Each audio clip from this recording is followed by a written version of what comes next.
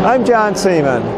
I'm at Road America Racetrack in Elkhart Lake, Wisconsin with Kerry Kautzer, and we're covering the 36th annual Elkhart Lake Vintage Festival. Feature will be the 2.5-liter Trans Am Championship cars. Sunday will feature the Kimberly Cup, Sheldon Cup, and the Elkhart Lake Cup. I was looking for a thing where I could make a living being around cars and still be a race driver. Kind of your lead-in to your General Motors. Right. I hired in there. I was 19 years old. I was the youngest guy they'd ever hired, and I became the lead designer on it.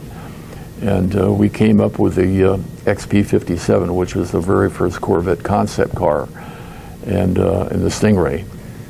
Your association began with Carroll Shelby. How?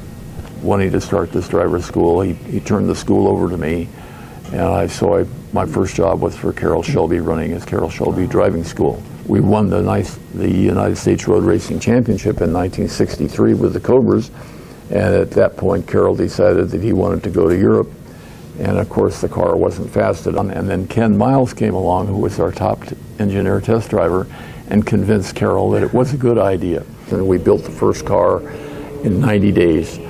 And Ken went out and broke the lap record at Riverside on February 1st, 1964, and that was pretty much the change. Carroll decided we were going to go to Daytona, and that's how the car got its name. John Morton was quite successful. John was my right-hand guy.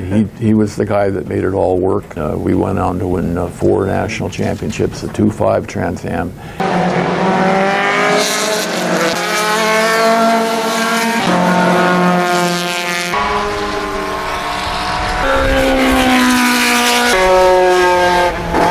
His first endeavor was the Carroll Shelby School of High Performance Driving, a racing school, which then led to other things, and most notably his start in creating his own race car, the Cobra, and from the Cobra to the Daytona Cobra Coupe, to the GT40, winning Le Mans 1966. This car was a big surprise. I had never known anything of Shelby's involvement with Can-Am racing. About 4 years ago, I discovered the story and I discovered the prototype. We've built what Peter wanted to see as the championship series Can-Am car.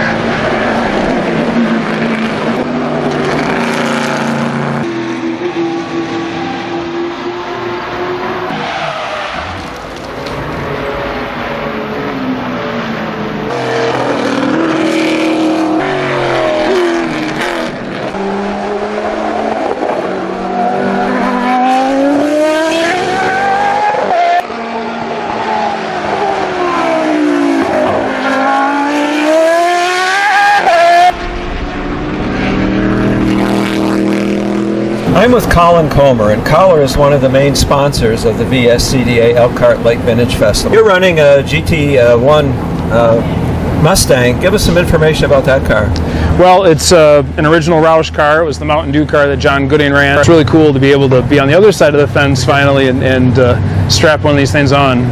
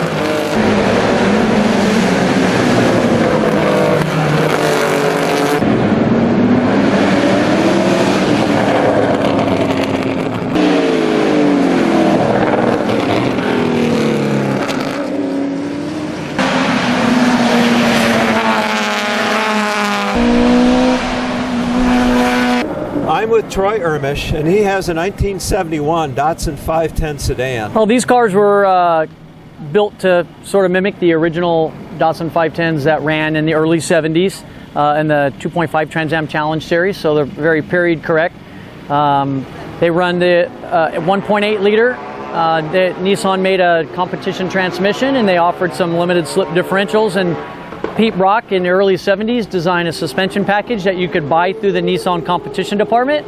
The Datsun is really kind of the dominant car in that series of B sedan, and I think it had a lot to do with Pete Brock and their development and dedication and his engineers.